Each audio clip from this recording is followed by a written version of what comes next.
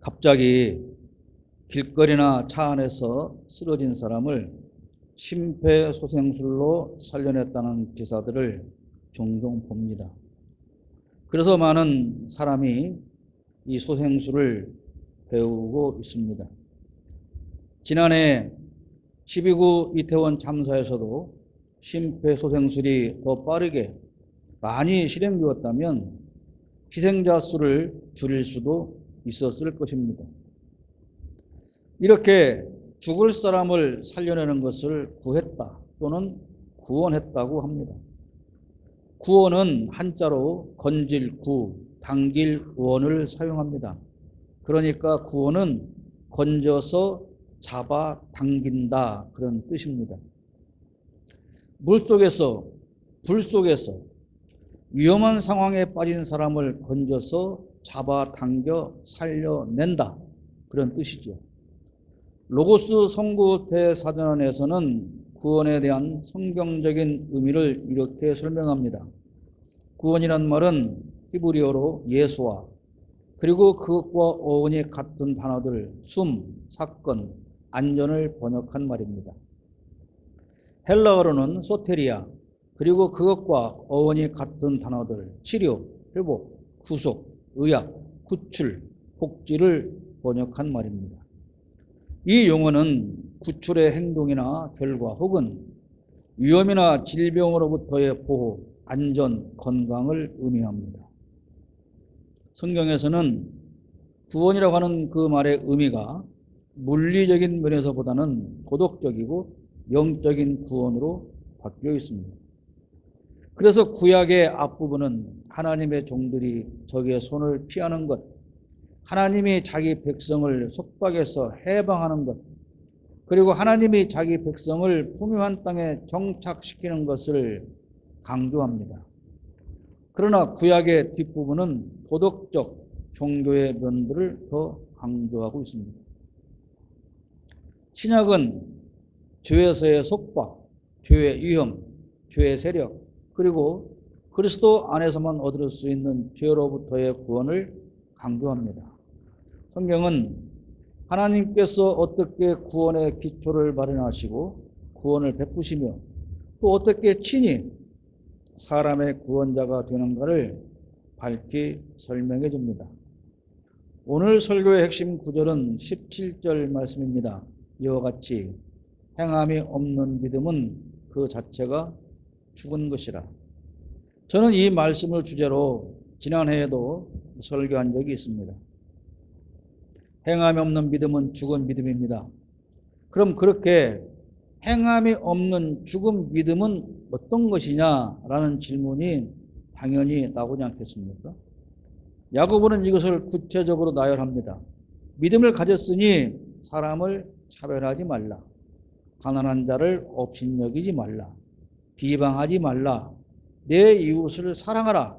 율법을 지켜라. 그것은 사랑하는 것이다. 긍휼히 여겨라. 반대로 말하면 이런 것이 없다면 그 믿음은 죽은 믿음이다. 그런 뜻이 되는 거 아니겠습니까? 이어서 14절에도 말씀합니다. 만일 사람이 믿음이 있노라 하고 행함이 없으면 무슨 유익이 있으리요? 그 믿음이 능히 자기를 구원하겠느냐? 저는 서두에서 구원이라고 하는 단어를 말씀드렸습니다. 그러나 오늘 구원의 교리를 설명하고자 하는 것은 아닙니다. 믿기만 하면 구원받는 것이냐? 아니다. 행함이 있어야 구원받는다. 그런 논쟁적인 설교를 하려는 것이 아닙니다. 17절 말씀을 보면 죽은 믿음이 있습니다. 그렇다면 반대로 산 믿음이 있다는 것 아니겠습니까? 죽은 사람이 있다면 산 사람이 있습니다. 여기서 죽은 사람은 식물인간으로 설정해 보겠습니다. 그렇다면 죽은 믿음은 식물인간이 그런 것처럼 살아는 있지만 움직이지 못하는 사람처럼 행동이 없는 믿음, 그것을 죽은 믿음이라고 말하는 것이 되지 않겠습니까? 하나님의 은혜로 주님께서 우리를 사망에서 건지고 당겨내서 구원에 이르게 하셨으나 마치 살아나기는 했으나 물에서 불 속에서 건져냄을 받아서 살아나기는 했으나 마치 식물 인간이 된 것처럼 살아는 있지만 아무 일도 못하는 그런 교회와 성도는 부지기수로 많다는 것입니다. 어제도 촛불 집회를 인도하는데 건너편에서 5명의 사람들이 찬송가를 부르고 그렇게 말을 하더만요. 군산 시내에서 예수 믿는 사람 중에 우리처럼 이렇게 나와서 귀한 일을 하는 사람이 본 적이 있느냐. 그리고 건너편에서 저를 엄청 사진을 찍어대는 것을 봤습니다. 사람으로 태어났으면 사람의 행동을 해야 합니다. 그리스도인으로 구원받아 새로운 피조물이 되고 거듭났으면 그리스도인다운 행동을 하고 살아야 합니다. 아이가 생일이 다가오면 며칠 전부터 달력에 표시를 하고 부모에게 묻죠. 이번 제 생일에 무슨 선물을 해줄 거예요? 그리고 생일 선물이 제 마음에 들지 않으면 화내고 삐치고 그러죠. 자기를 낳아준 부모에 대한 감사는 별로 없습니다. 제 생일 선물만 고대할 것이 아니라 저를 낳아준 부모님이 감사해서 생일날 하루만이라도 오늘은 제가 설거지를 하겠습니다. 최소한 이렇게 해야 옳은 것 아니겠습니까? 부모가 어떤 목적을 두고 아이를 생산하지는 않습니다. 저희 며느리도 내일 병원에 간다고 하더라고요. 유도분만으로 일주일쯤 당겨서 출산을 하는 것 같습니다. 부모가 어떤 목적을 두고 아이를 생산하지는 않지만 그러나 그 아이가 태어난 이후에는 당연히 자라날수록 나이에 맞는 삶을 살아야 하는 것입니다. 하나님께서 죄인으로 영원한 죽음에 있을 우리를 구원하신 이유는 단순히 천국에서 살게 하시는 그것뿐이겠습니까? 아니, 부모가 아이를 낳았으면 너는 이제부터 우리 집에 살아. 오직 그거 한 가지만을 위해서 아이를 낳았겠느냐? 그런 말씀입니다. 그렇다면 우리에게 무엇이 의로운 것이 있거나 착한 것이 있거나 귀한 것이 있어서 독생자 예수를 십자가에 대신 못 박아 죽게 하며 하나님께서 우리를 구원하셨을까요? 우리가 과연 그렇게나 귀한 존재일까요? 나를 구원하신 이유, 그리스도인이 되게 하신 이유, 천국 백성으로 삼으신 이유, 목회자로 만드신 이유, 교회의 직분자로 세우신 이유는 과연 무엇이겠습니까? 또한 여러분과 저를 청목 공동체의 일원이 되게 하신 이유는 무엇이겠습니까? 우리 김철규 집사님을 승진시켜서 월명 주민센터로 발령을 보낸 시장의 뜻은 무엇이겠습니까? 회사에서 사원을 뽑는 이유는 그 사람이 예쁘거나 다른 어떤 이유가 있어서가 아닙니다. 회사에 필요한 사람으로 믿고 일을 맡기기 위해서 뽑는 것이죠. 물론 우리를 선택하신 하나님이 순전히 우리를 일꾼으로 부려먹기 위해서 선택했다? 그런 말을 하는 것은 아닙니다. 하나님은 순전히 우리를 사랑으로 선택하셨지만 선택되고 구원받은 우리로서는 당연히 그렇기 때문에 해야 할 일이 있다, 그런 말씀입니다. 부모는 자식을 부려먹으려고 출산하지 않습니다. 오직 사랑의 열매로 태어난 자식이지만 그 자식은 부모가 원하고 바라는 선한 모습으로 살며 가족 구성원의 책임과 의무를 다해야 합니다.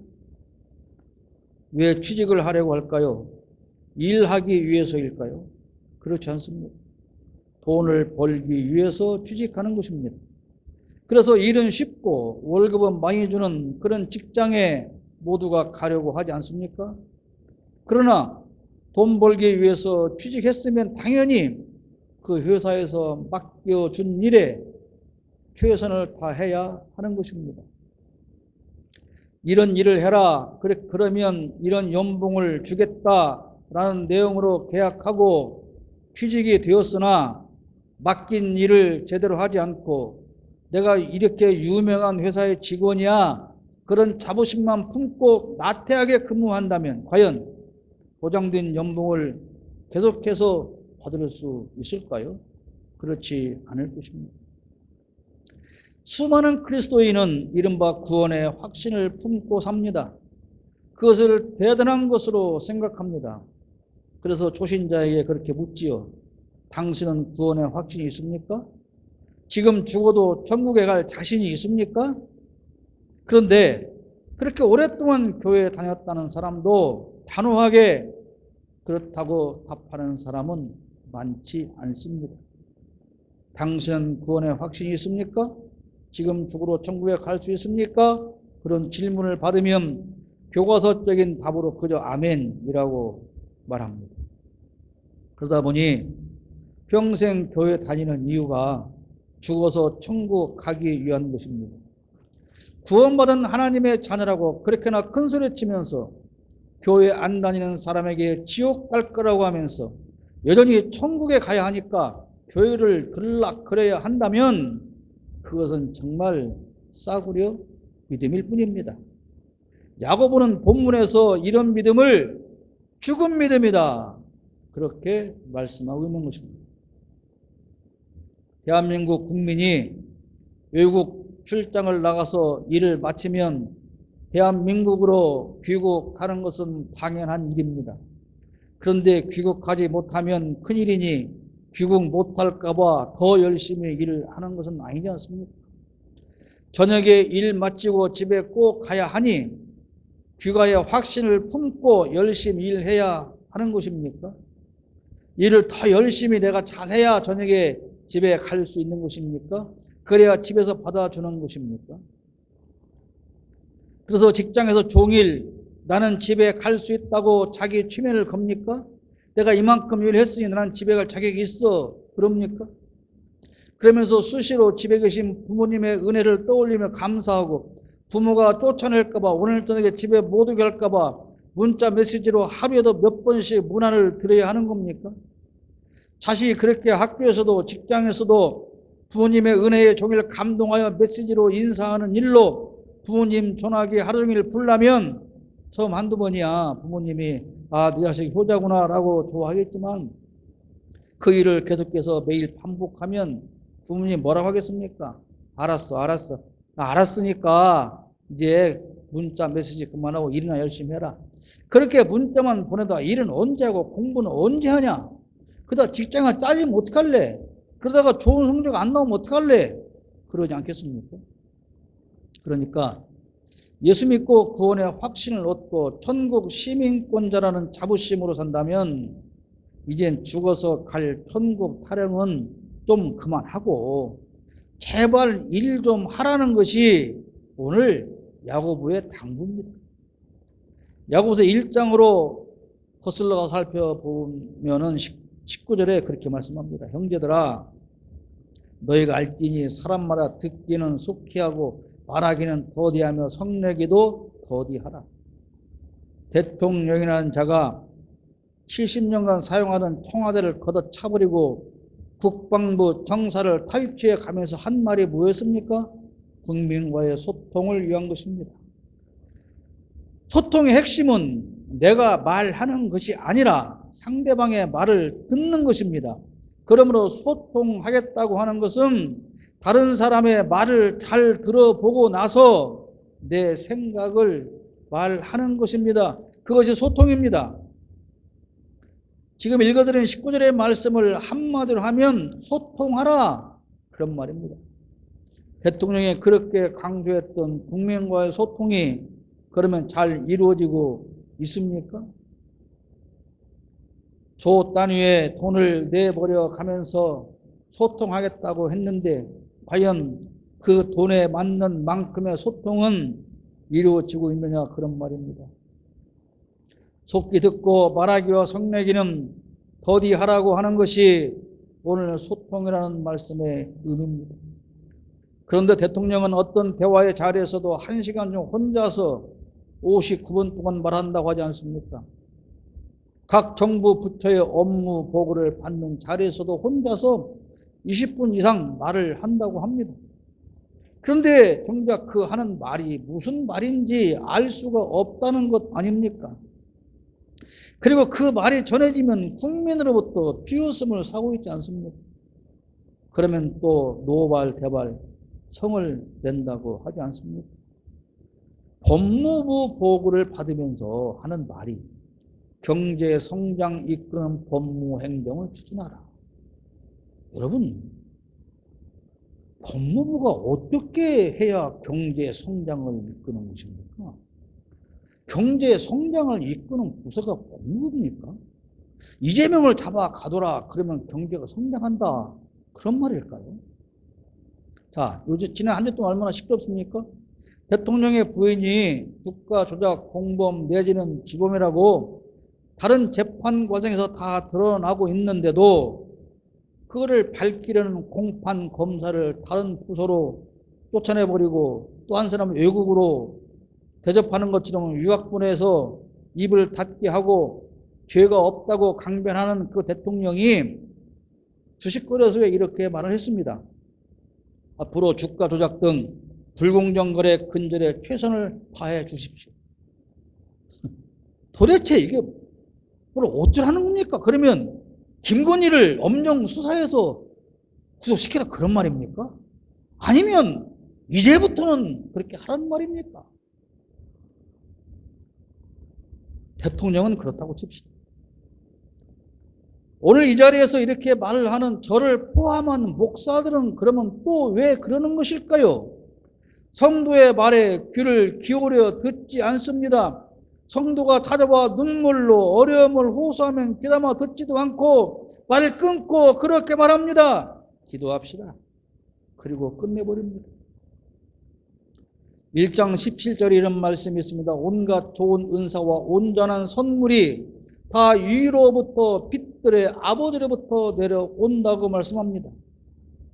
목사가 그렇게 말하는 것은 하나님으로부터 받은 은사가 없기 때문입니다.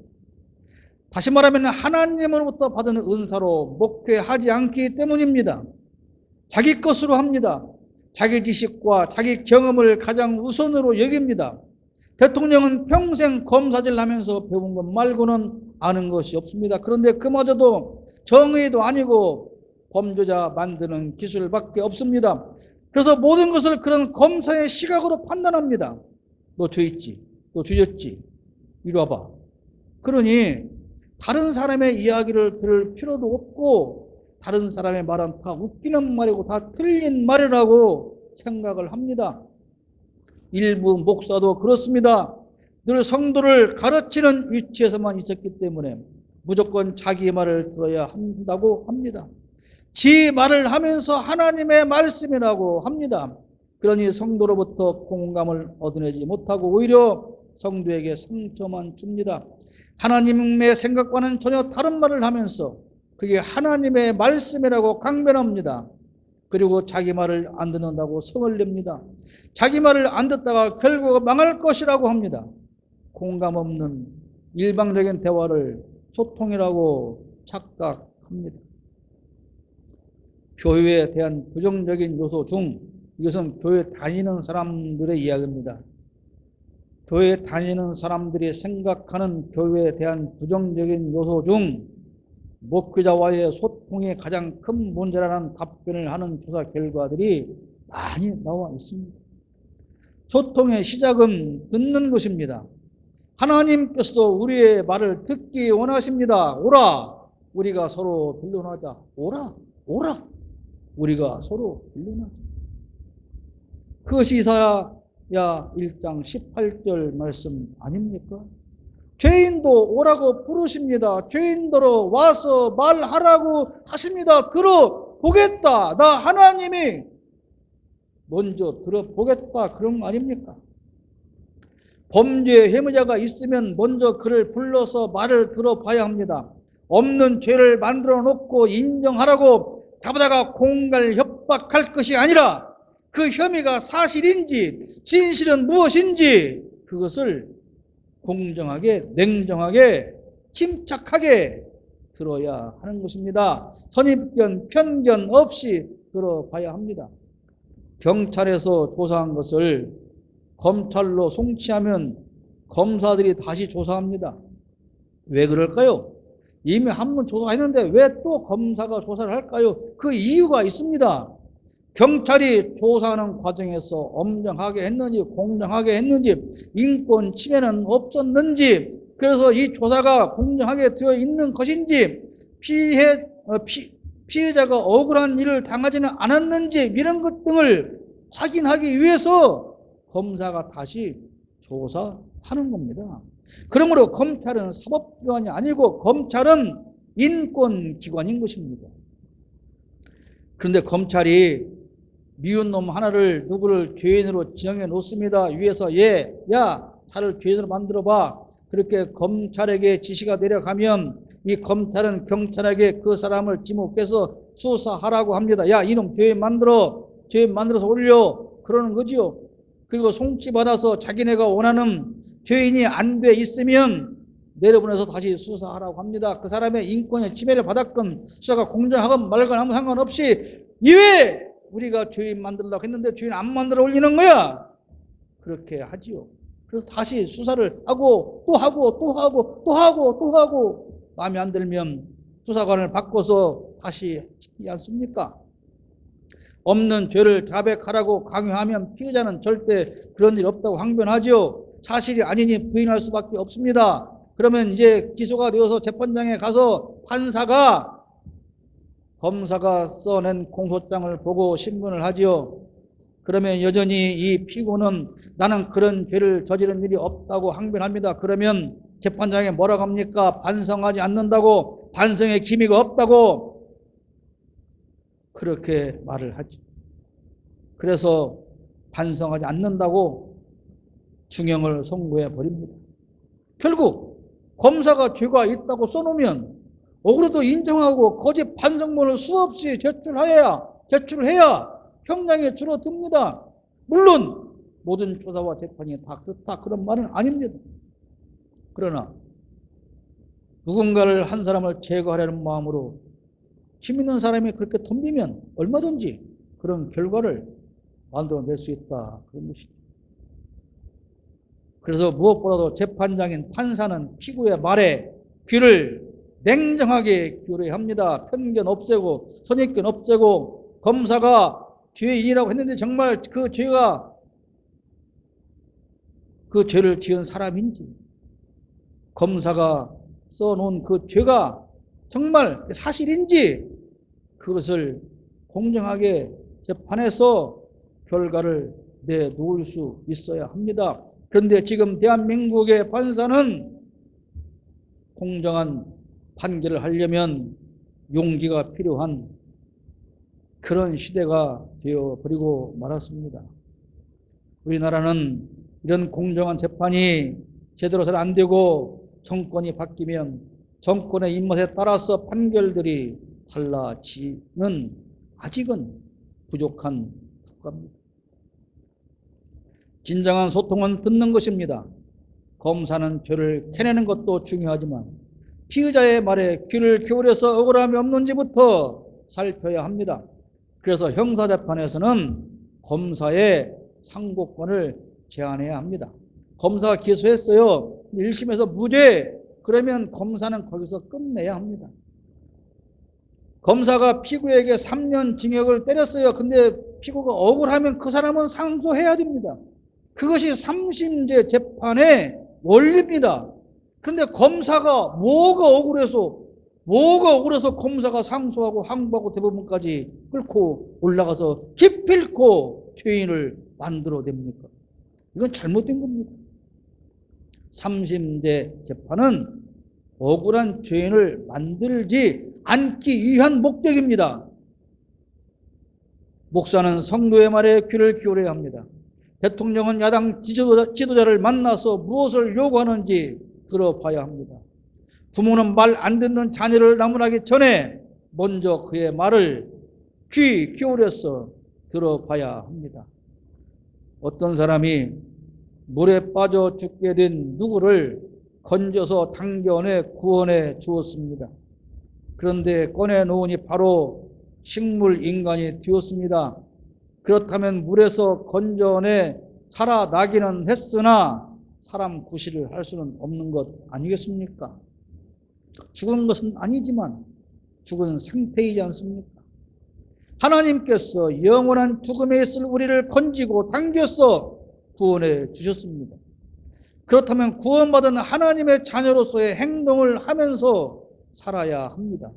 그러나 식물 인간 된 것처럼 아무런 행동도 하지 못한다면 그것이 어찌 구원받은 믿음이라고 할 수 있겠느냐라고 하는 것이 오늘 야고보가 우리에게 하는 말씀입니다. 그래서 26절에 영혼 없는 몸이 죽은 것 같이 행함이 없는 믿음은 죽은 것이니라 그렇게 말씀하고 있는 것입니다.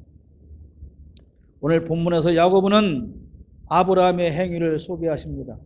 사람의 아들을 제물로 드리는 일이 가능합니까? 그러나 아브라함은 그렇게 힘든 일을 행동으로 보여주었기 때문에 하나님은 그의 믿음을 인정하십니다. 기생 라합은 발각되면 멸문지화를 당할 그런 위험한 상황에서 이스라엘 정탐꾼을 살려줍니다. 왜요? 이스라엘 백성들이 가나안에 들어오도록 역사하신다는 하나님에 대한 믿음이 있었기 때문에 한 행동입니다. 아브라함은 하나님의 지시에 따른 행동이었고 라합은 스스로 결정한 행동이었습니다. 두 가지 다 그러나 중요한 것은 믿음의 행동이었다 그런 말입니다. 아브라함은 족장이었고 라합은 비천한 신분의 기생이었습니다. 하나님의 지시에 따르든 자발적이든 중요한 것은 믿음에 근거한 행동이 있었다는 것입니다. 하나님은 신분을 보지 않습니다. 오직 믿음의 행위를 보십니다.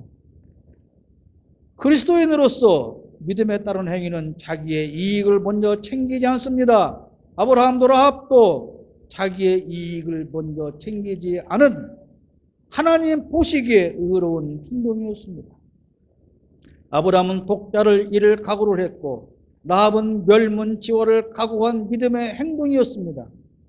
그리스도인으로서 그리스도인에게 요구되는 행동을 보이며 산다는 것은 대단한 용기가 필요한 일입니다. 교회 다닌다고 예수 믿는다고 절대로 아무나 할 수 있는 쉬운 일이 아니라는 사실입니다. 그러나 살아있는 기독교인이라면 당연히 해야 할 행동이 있습니다. 그리스도 교회라면 반드시 행동으로 보여야 할 것들이 있다 그런 말입니다. 살아있는 모습이지만 사실은 죽은 사람이 있습니다. 식물인간입니다. 식물인간에게 어떤 행동을 요구하거나 무엇을 하라고 기대하지 않습니다. 한국 교회에 대하여 누구도 무엇을 요구하거나 기대하지 않는 슬픈 세상이 되어버리고 말았습니다. 사람들은 한국 교회를 살아있다고 믿지 않습니다. 살았으나 죽은 교회, 식물 교회이기 때문에 그렇습니다. 그러나 이제라도 희망을 품고 교회에 대하여 심폐소생술을 시작해야 합니다. 이제라도 최선을 다하면 하나님께서 혹시 우리 한국 교회를 살려주실 수도 있지 않겠습니까? 아직은 살아있는 교회라면 행동해야 합니다. 그 행동을 통해서 의인으로 인정을 받아야 합니다. 24절에 말씀합니다. 사람이 행함으로 의롭다 하심을 받고 믿음으로만은 아닙니다. 이거 중요합니다. 행함으로 의롭다 하심을 받고 믿음으로만 의롭다 하심을 받는 것이 아니다. 이 말씀을 깊이 새겨야 합니다. 예수 믿고 교회 다닌다고 다 의인이냐? 그렇지 않다. 그런 말입니다. 믿음을 증명하는 행동이 있어야 하나님은 의인으로 인정하십니다. 여러분은 믿는 사람입니까? 그렇다면 어떤 의로운 행동으로 그 믿음을 증명하고 하나님으로부터 의인으로 인정받을 수 있겠습니까? 여러분 착각하지 마십시오. 착하고 선한 일을 하나님이 요구하는 것이 아니라 의로운 일을 요구한다 그런 말입니다. 정모 공동체가 헌금을 모아서 구제사업하는 것은 선한 일입니다. 착한 일입니다. 그렇기 때문에 하나님의 의로운 일로 인정하느냐? 별개의 문제다, 그런 말입니다. 우리가 아무리 많은 구제를 해도 그것이 믿음에 의한, 믿음을 근거한 행동일 때 그 착한 일이 하나님으로부터 의로운 일로 인정받을 수 있다, 그런 말입니다. 구제하는 일 다 어떤 사람이든 착한 일이라고 하지 않습니까? 그런데 불의와 싸우는 일, 불의한 정권과 싸우는 일을 사람들이 착한 일이라고 합니까? 착한 일이라고 하지 않습니다. 그러나 그것은 의로운 일입니다. 불의와 싸우기 때문에 착하냐 악하냐 그런 차원이 아니라 의로운 일이다, 그 말입니다. 착한 일과 의로운 일을 우리는 착각하면 안 됩니다. 하나님이 원하시는 일은 의로운 일입니다. 물론 악한데 의로운 일일 수는 없습니다. 착하고 선한 행동에서 그치는 것이 아니라 그것으로 우리의 믿음을 증명하는 의로운 일이 될 때 하나님은 우리를 의인으로, 우리 교회를 의로운 교인으로 인정하신다, 그런 말입니다. 하나님이 인정하실 만한 여러분의 믿음으로 증명할 그 의로운 일은 무엇입니까?